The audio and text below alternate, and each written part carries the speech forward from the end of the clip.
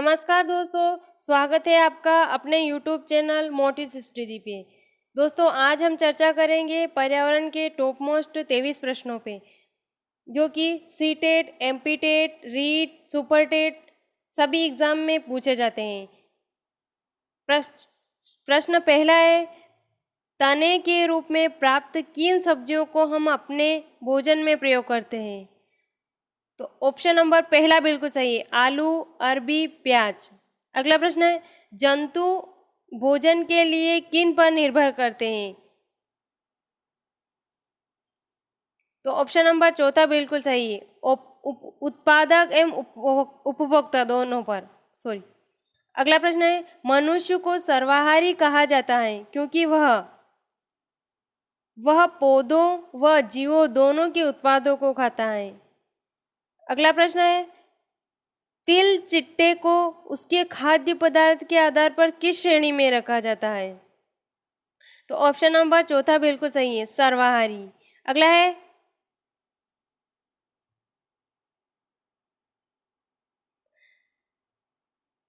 मृतजीवी जीवों को मृतजीवी इसलिए कहा जाता है क्योंकि वह मृत जीवों को खाते हैं। अगला है, मनुष्य के शरीर के लिए ऊर्जा का प्रमुख स्रोत है। तो मनुष्य के शरीर के लिए ऊर्जा का प्रमुख स्रोत कार्बोहाइड्रेट है। अगला है, हिरण, चीता, भालू, फीता क्रीम का क्रमशः उचित क्रम है।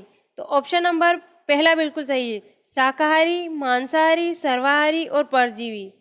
अगला प्रश्न है, चावल और गेहूं से प्राप्त स्टार्च ब्लैंक दिया है का बहुलक है। तो स्टार्च शर्करा का बहुलक है।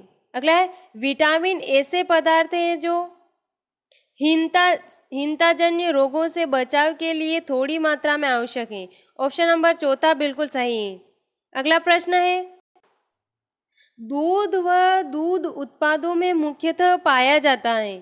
दूध व दूध उत्पाद में मुख्यतः पाया जाता है। तो ऑप्शन नंबर दूसरा बिल्कुल सही है, वसा, कैल्शियम और फास्फोरस। अगला प्रश्न है, हमारे शरीर के द्वारा किन विटामिनों का संश्लेषण होता है? तो ऑप्शन नंबर पहला बिल्कुल सही है, हमारे शरीर द्वारा विटामिन डी और के का संश्लेषण होता है। अगला प्रश्न है, विटामिन शब्द किसने दिया है? तो ऑप्शन नंबर तीसरा बिल्कुल सही है, फंक द्वारा दिया गया है।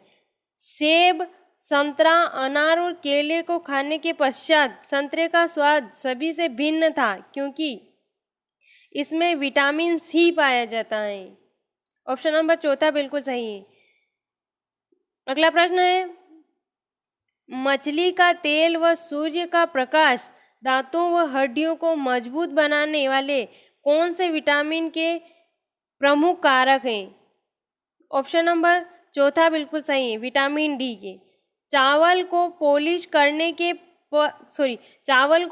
करने पर कौन सा विटामिन नष्ट हो जाता है? तो ऑप्शन नंबर चौथा बिल्कुल सही है, थायमीन। चावल को पॉलिश करने पर थायमीन नष्ट हो जाता है। अगला प्रश्न है, लीवर में भविष्य के लिए कौन सा विटामिन भंडारित होता है? तो ऑप्शन नंबर चौथा, विटामिन ए बिल्कुल सही है। अगला प्रश्न है, दालों में ब्लैंक दिया है की अधिकता होती है। तो दालों में प्रोटीन की सर्वाधिक मात्रा होती है। अगला प्रश्न है, फलों का सेवन किन अवयवों की प्राप्ति के लिए किया जाता है?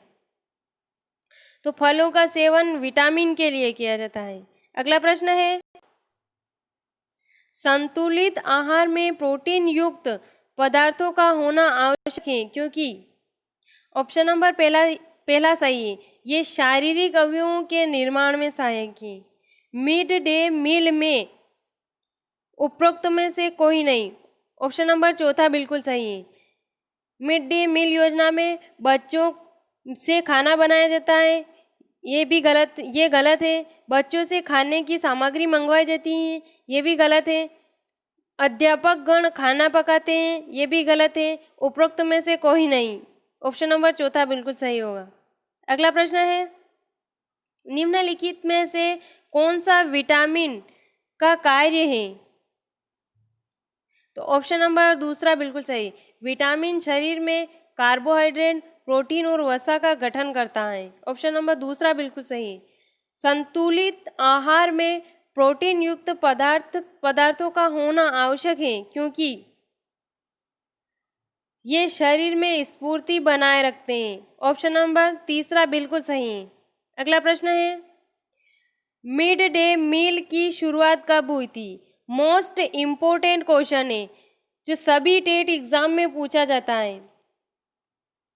तो मिड डे मील की शुरुआत 1995 में हुई थी।